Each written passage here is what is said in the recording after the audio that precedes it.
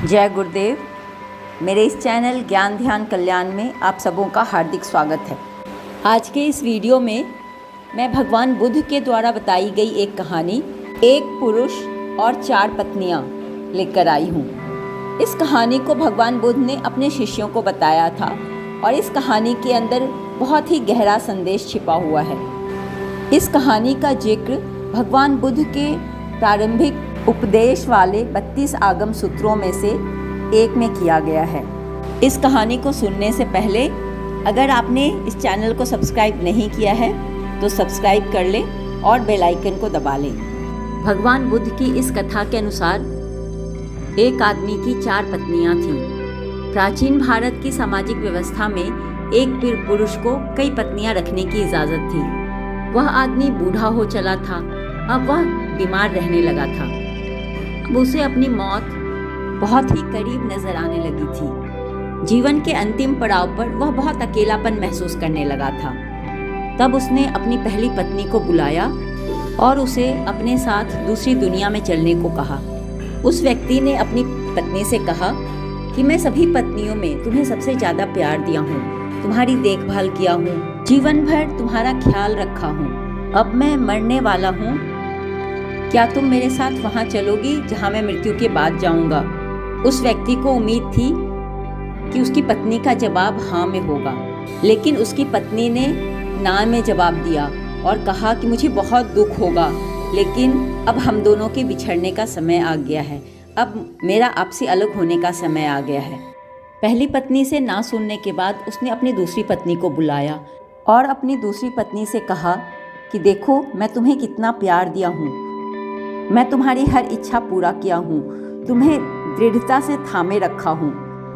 तुम मेरी मृत्यु के बाद के सफ़र पर मेरे साथ चलो।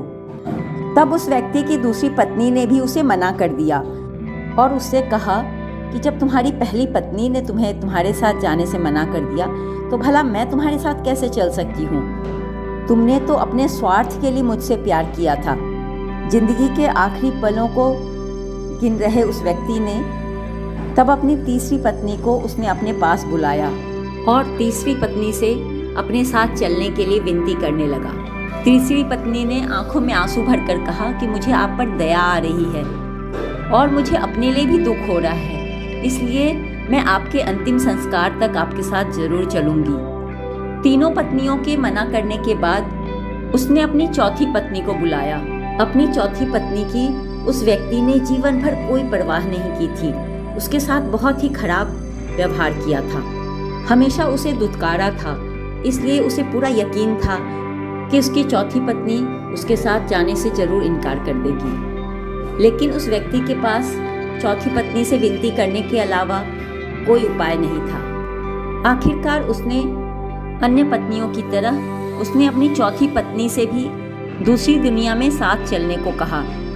लेकिन ये क्या, चौथी पत्नी ने अपने पति के अनुरोध को तुरंत स्वीकार कर लिया और कहा कि मैं आपके साथ जरूर चलूंगी, मैं आपके साथ रहने को चलने को दृढ़ संकल्पित हूँ, मैं आपसे कभी अलग हो ही नहीं सकती।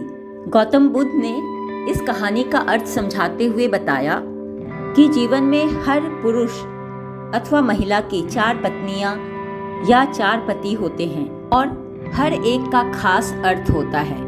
पहली पत्नी हमारा शरीर है, जिसका हम दिन रात ख्याल रखते हैं, भोजन देते हैं तथा तरह तरह के वस्त्रों से सुसज्जित करते हैं। लेकिन हम सबसे ज़्यादा जिस पत्नी का ख्याल रखते हैं, दुर्भाग्य से वह हमारे साथ अंतिम यात्रा पर नहीं जा सकता है।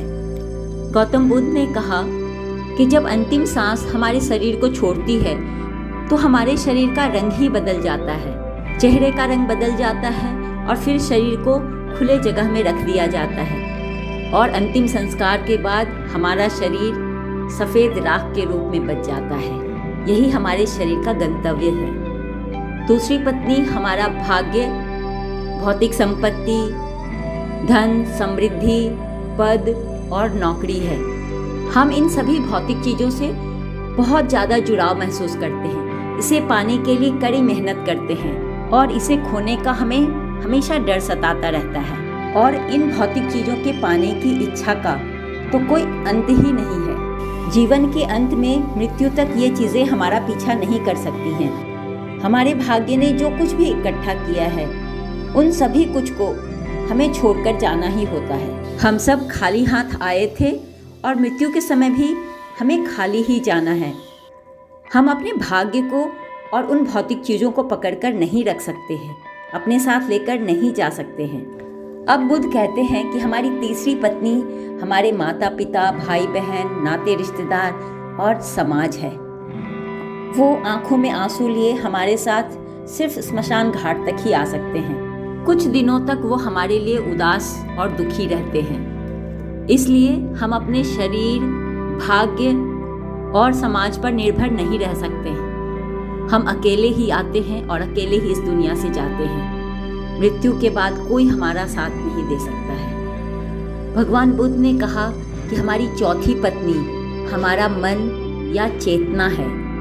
जब हम गहराई से यह जान जाते हैं कि हमारा मन क्रोध, लालच और असंतोष से भरा हुआ है, तब हम अपने जीवन को एक अलग नज़रिए से देखने लगते हैं। क्रोध, लोभ और असंतोष कर्म का ही नियम है, इसलिए हम अपने कर्म से कभी पीछा नहीं छुड़ा सकते हैं। जैसा कि चौथी पत्नी ने अपने मरते हुए पति से कहा था, तुम जहाँ भी जाओगे मैं तुम्हारे साथ चलूँगी, मैं हमेशा तुम्हारे साथ रहूँगी। तो यह थी भगवान बुद्ध के द्वारा अपने शिष्यों को बताई गई कहानी। कहानी अच्छी लगी हो तो लाइक करें, शेयर करें। धन्यवाद।